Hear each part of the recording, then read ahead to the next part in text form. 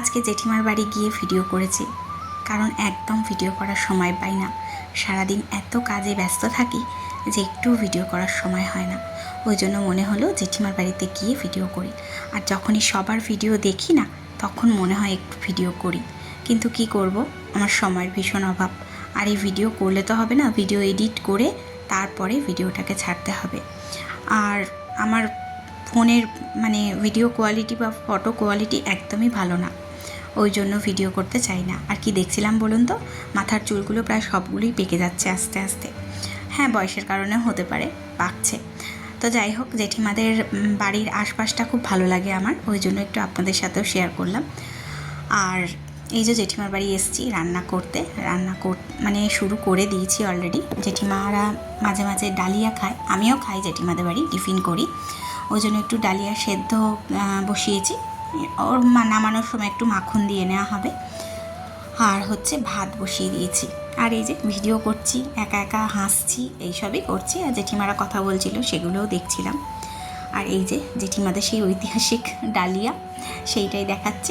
সব রকম সবজি দিয়ে একটা সেদ্ধ আর কি, বেশ ভালোই লাগে খেতে। বেশ মনে হয় গোবিন্দভোগ চালের ভাত খাচ্ছি, এইরকম ওই কাউন চাল টাইপেরও মনে হয়। ডালিয়া অনেকেই খায়। তো এবার বাড়ি চলে এসেছি। বাড়ি এসে কালকের সেই চচ্চড়িটা ছিল, গরম করছিলাম। আর হচ্ছে আজকে আমুদে মাছ নিয়েছিলাম, বাড়ির কাছ থেকেই নিয়েছিলাম, বাজারে আর যায়নি। ওই আমুদে মাছটা দিয়ে ছোটো ছোটো সরু সরু করে আলু দিয়ে আর ধনে পাতা টাতা দিয়ে একটা তরকারি করেছি, পেঁয়াজ দিয়েছিলাম। আর ভাত করেছিলাম। তো ওই মাছ ভাজাগুলো রেখেছি আমার দুই লালাইয়ের জন্য, দুই লালুর জন্য, ওরা খাবে। আর আমি বসে বসে ভিডিও করছিলাম। আর তার মধ্যে আমার ছেলে এসে আমাকে কি বলছিল, লজ্জায় সরে গেল, যদিও আবার পরে এলো।